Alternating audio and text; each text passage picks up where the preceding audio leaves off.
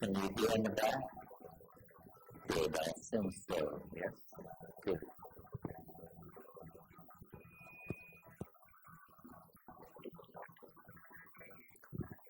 Well, it's a pleasure to be in San Francisco. This is sort of a hometown of mine, one of my hometowns. I've been on a tour or a rave, spoken 3 times and raved twice in the past 5 or 7 days. This is the end. So if I'm comfortable with this stuff at all, I must be comfortable with it this evening. And it's nice to see a small, full house. That's the most exciting kind of audience to talk to, I think. So thank you all for turning out on a rainy night. Before I get into the main body of tonight's entertainment, I want to call your attention to the propaganda for an event in Mexico and another event in Hawaii. These events, in the case of the Mexico event, you get a major slice of the psychedelic community. You get Robert Montgomery, Jonathan Ott, Ann and Sasha Shulgin, Manolo Torres, Christian Resch, Terence McKenna, and others who unfortunately slipped my mind, at the ceremonial center of Palenque in Chiapas. We've been doing these events somewhere in Mayan Mexico for the past 10 or 12 years.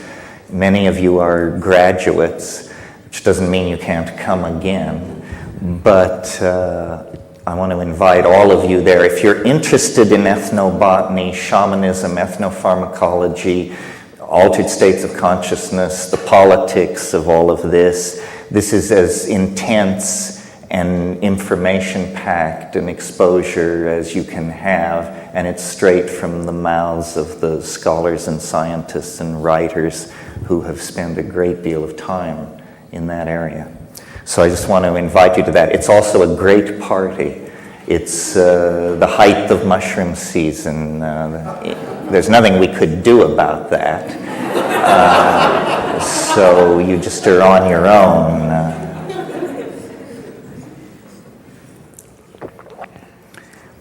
Well, so when I start out on these tours, I usually have an agenda and prepared remarks, and then as I make my way through my venues and I hear the feedback and I feel the ambiance of the people and the throb of the zeitgeist, it all sort of just simply dissolves into an ongoing commentary on our moment in space and time, and the various dimensions, adumbrations, and opportunities of our dilemma. But I want tonight to couch it for you in the context of, I guess, an extended metaphor. We could talk about these things many ways, but I find this particular extended metaphor illuminating. And I start by recalling an observation from someone whose name rarely falls from my lips, and that would be Gurdjieff. And Gurdjieff said at one point, or was known to comment, that people are asleep, he said. And he, by implication, suggested people awaken. Now, I'm not sure if he fully grasped the implication for his own product line had that occurred. But in any case, you're on it, you're with me, yes. It's very hard to give these lectures in such a way so that every person hears something different, which is what is supposed to be going on, you know. Well, so thinking about this comment that people are asleep, I see several implications. I asked myself, what is awake in my own notion? And I thought to myself, awake is for me, awake is where the laws of physics are fully operable. You know, hurled objects shatter, electricity shocks, I cannot fly. The laws of physics are in operation. In that domain, I consider myself to be fully awake. Now, in terms of occult and spiritual traditions, the admonition to awaken always seems to imply that higher consciousness is approached through an expansion of clarity and awareness. And that seems obvious. I don't argue with it as a rationalist. But as somebody who has run the edges, I've noticed something somewhat counterintuitive to that teaching. And it's this. It's that to contact the cosmic giggle, to have the flow of casuistry begin to give off synchronistic ripples, white caps in the billows of the coincidental ether, if you will. To achieve that, it requires, a precondition is a kind of unconsciousness, a kind of drifting, a certain taking your eye off the ball, a certain assumption that things are simpler than they are, almost always precedes what Mircea Eliade called the rupture of plane, that indicates, that there is an archetypal world, an archetypal power behind profane appearances. And in my own life, for those of you who are conversant with my output, when I went to the Amazon in 1971 and had the experiences that are described in True Hallucinations, I had been, for many months before that, in Asia, smuggling, hanging out, and I had taken my eye off the ball. I had become very gentle, very relativistic in my approach to other people's opinions and behaviors. I was easygoing, is what I'm trying to say. Too easygoing. And in that situation of semi-unconsciousness and openness, the cosmic giggle approaches. And I compare this is closing of a theme, I compare this to sleep, or to states that lie between waking and sleeping. And so, again, an odd take on this remark of Gurdjieff's. I remember someone many years ago said to me, they evoked the symbol of the yin and the yang, the two tears folded against each other within a circle. And this person, who was no rishi, roshi, geshe, or guru, but simply observant, said, it's not the black side, it's not the white side, it's the interface, it's the edge. And I've found, by observing sleep, and some of you may recall the motto in Athanasius Kircher's Amphiatrium Sapientium that's chiseled over the alchemist's doorway. I can't do it in Latin, but it says, while sleeping, watch. While sleeping, watch. And I've noticed that while going to sleep, there is a barrier, a place in the process of going to sleep that is like a mercurial edge. It's a river. It's a zone of hypnagogia. You often pass through it post-orgasm. It's a place of drifting amoeboid colored after-image lights, and then true hallucination, images, strange, transcendental or transpersonal images. Well, so far in the context of pursuing this extended metaphor about sleep, I've talked basically, essentially about the individual's relationship to the concept, to the fact. But there's also a social or a political, a species-wide implication. It occurs to me that at any given moment, because of the way the planet is as a thing, some considerable percentage of human beings are asleep, always, and many are awake. And so if the world soul is made of the collective consciousness of human beings, then it is never entirely awake. It is never entirely asleep. It exists in, I guess you can hear me. It exists in some kind of indeterminate zone. And this, to me, is the clue to understanding something that is personally fascinating to me.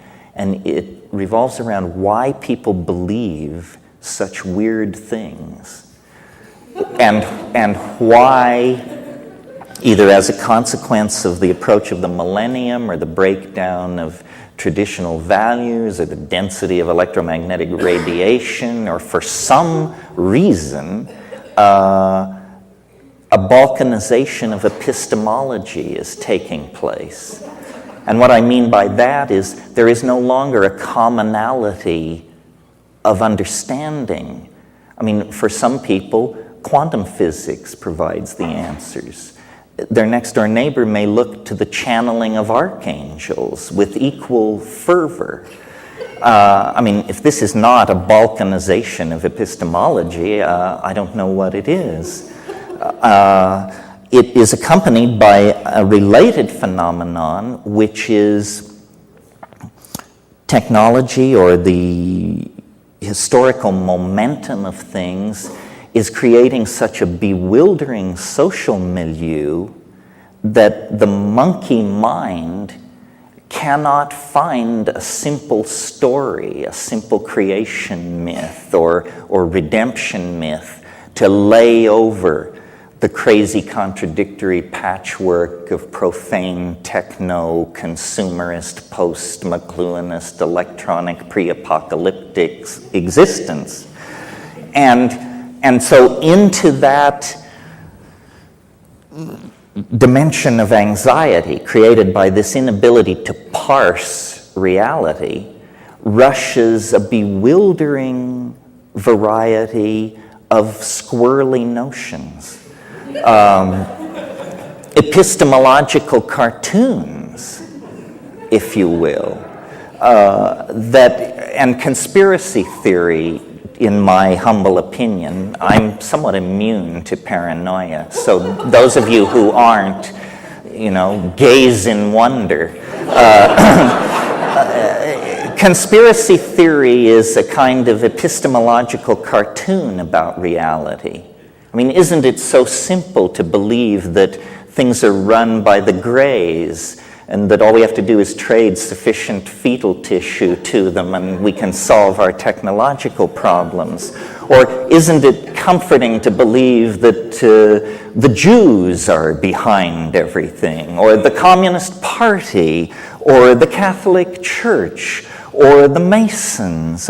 Well, these are epistemological cartoons. It's, kindergarten stuff in the art of amateur historiography. I believe that the truth of the matter is far more terrifying. That the real truth that dare not speak itself is that no one is in control. Absolutely no one. You don't understand Monica. You don't understand Netanyahu. It's because nobody is in control. This stuff is ruled by the equations of dynamics and chaos. Now, there may be entities seeking control, the World Bank, the Communist Party, the rich, somebody others, but to seek control is to take enormous aggravation upon yourself. because this process that is underway will take the control freak by the short and curly and throw them against the wall. It's like trying to control a dream, you see. The global destiny of the species is somehow unfolding with the logic of a dream. Well, now a Jungian would say, no surprise here, history is the collective dream of humanity. It is run by archetypal energies. It is downloaded by the zeitgeist into the various milieus and epochs of which it is composed. This seems reasonable to me. I don't want to give you the impression it's too linear to understand that what I am saying is that awake is good, asleep is bad. What I would rather do is explain this whole gradient of possible positioning vis-a-vis your life and your destiny, these choices that you have, and then have people understand that they choose.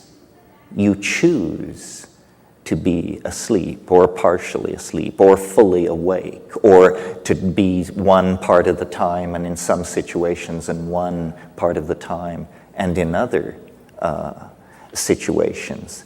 Now, if in fact we exist inside some kind of morphogenetic field that is created by the sum total of human minds on the planet, and if in fact in half or more of those minds at any given moment the rules of the dream hold sway, then it is no surprise that when we make our way into society, or just when we live our lives, there's an eeriness to it. There's a fatedness to it. There's a plottedness to it.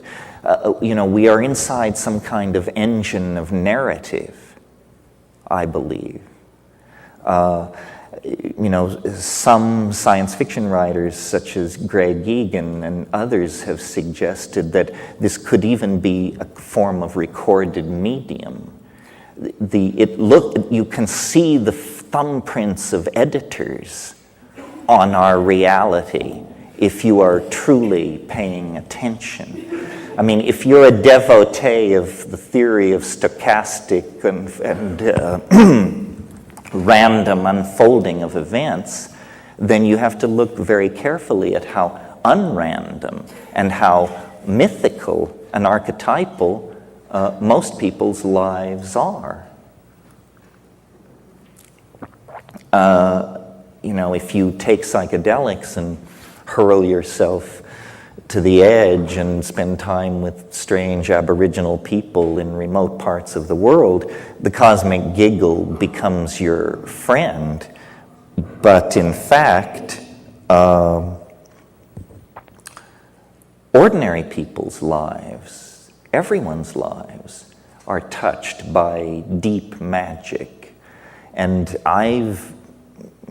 again, the primary datum is experience, and then the models are built backward from the primary data without prejudice and in an attempt to transcend historical momentum.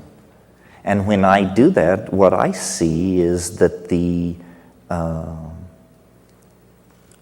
carrier of the field of the cosmic giggle in most people's lives is love. Love is some kind of output which messes with the entropic tendency toward probabilistic behavior in nature. What do I mean by that?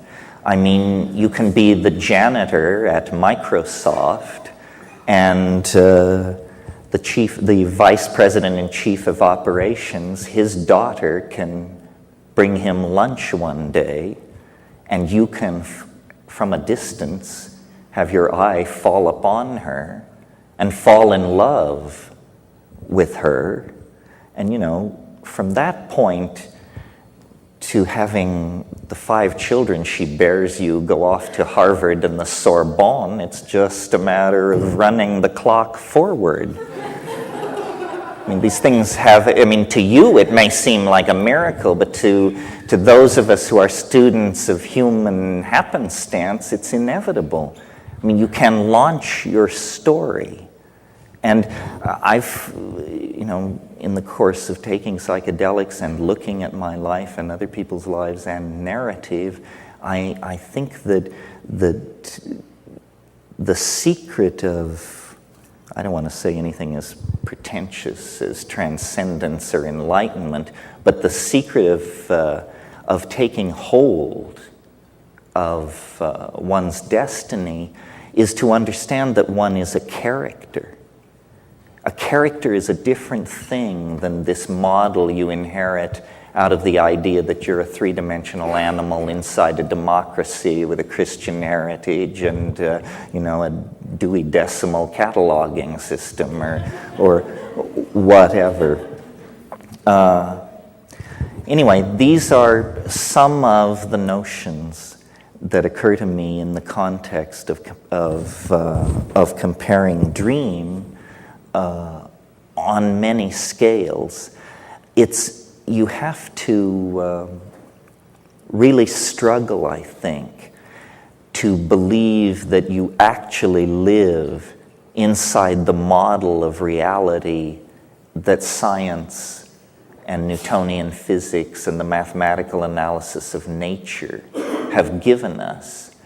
Not to get too philosophical here, but for positivist philosophers, everything that is important, color, feeling, taste, tone, ambition, apprehension, appetition, these things are called secondary qualities. In other words, they're peripheral. They arise at a lower level of understanding. They are somehow determined by the presence of the animal body and hence dismissible by a theory of pure abstraction, which says, what is real is spin, charge, angular momentum. None of these things are very rich concepts for a living human being. Who knows what any of these things are, So, we don't have time in a situation like this to explore all the implications of this dream analogy that I'm pursuing. But one that interests me is the plasticity of time in the dream. And I think I would argue, as the devil's advocate, that it is the plasticity of historical time and the acceleration, the sense of an out-of-control spin up or spin down into new domains of possibility that is the strongest evidence present at hand that we are in some kind of dream. I've struggled my whole life with, I've always believed, or I've always felt the power of the statement, the world is made of language. But of course, you think about this proposition for 30 seconds, and the question that arises then is, if the world is made of language, then why isn't it the way I want it to be? Why does it have this prepotent momentum for its own, it has its own raison d'etre, even if it is language? Well, I think, and it's appropriate to speak of this to an audience as digitally sophisticated as I assume you must be, I think the primary insight that has been secured here at the end of the 20th century, the primary contribution of 20th century thinking, if you will, is to have understood finally that information is primary, that this world, this cosmos, this universe, this body and soul are all made of information. Information is a deeper and more primary concept than space, time, matter, energy, charge, spin, angular momentum. The world is made of language. The implication for the digerati is that reality can therefore be hacked. If reality is made of language, then what we're saying is that it's code. And if it's code, then it is far more deeply open to manipulation than we ever dared dream. I mean, we've been messing around on the desktop, opening files with religions and political systems and xenophobic theories of racial superiority, all this crap that haunts the human historical adventure. It means we have not addressed the deeper levels. And in thinking about this and the relationship to dream and human culture, I have realized that cultures are like operating systems. We are like hardware. The human animal is a piece of biological wetware / hardware. And it has been, we know, pretty much as we confront it today for at least 140,000 years. At Klassus River cave mouth in South Africa, they have excavated Homo sapiens sapiens skeletons 100,000 years old, and that person could have sat in the front row here tonight and nobody would have batted an eyebrow. So the human hardware has been in place for a while. What has changed rapidly in comparison to the rates of biological evolution are the operating systems. The people who excavated which was at that time thought to be the world's first city, and in any case is a city 7 millennia old. When they excavated the central plaza at they discovered that a black basaltic slab had been set up there by the earliest kings of and that was the cultural operating system. And if in a deal trading goats for olives, a dispute arose, people had reference to the central operating system, and these things were determined. Well, now, 101 was fine for olives and goat trading, but it didn't support higher mathematics. It didn't support rational exploration of nature. It didn't support astrological knowledge about the movement of the stars. As we have gone forward through culture, we have swapped out these operating systems. And at each swap out, there has been a lot of hair pulling and cussing and screaming. Anyone who has installed a new operating system is completely familiar with that sickening from the bowels kind of coldness, as you realize it all hangs by a thread. Now, this situation, or this operating system metaphor, I think is a useful one for understanding, and again, a circle closes, the balkanization of epistemology that causes me such anxiety. If you meet an Aboriginal person from the Amazon, for example, they may be running Witoto 3.0 as their operating system.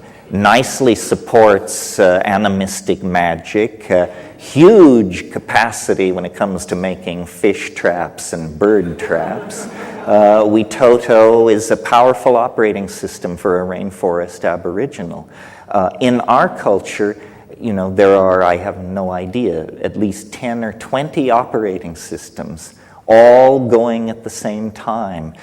Some will run Mormonism, some will support Catholicism, others Kabbalah goes at the speed of light, others support quantum physics, some support econometrics, others support political correctness, and these things are mutually exclusive. And so looking at this, and looking at this clash of operating systems, I've come to the conclusion, and some of you may have heard me say this before, that culture is not your friend. That's the final conclusion. You see, well, this came to me a few months ago when I had my yearly physical. And as I was buttoning up, my doctor said to me, he said, in the 19th century, most people your age were dead. And I realized that this was true, and that among all the revolutions that we are enduring, one of them is that we live nearly twice as long as people lived very recently in the past. Well, culture is a kind of neoteny. And I don't want to belabor that at great length, but for those of you who are not biologists, neoteny is the retention of juvenile characteristics into adulthood. It's used to describe animal behavior. For instance, I'll give the most spectacular example of neoteny. There is a kind of animal which lives in ponds in Africa, and it reproduces like a fish. It lays eggs on the bottom of these ponds. More fish-like animals come from these eggs, and so forth. However, if the pond dries up, the creature undergoes metamorphosis and becomes an animal somewhat like a gecko, and lays eggs, and from these eggs come creatures that are like geckos. In other words, this is an animal which actually achieves sexual maturity in two forms, depending on environmental stress. Spectacular example of neoteny. Turning to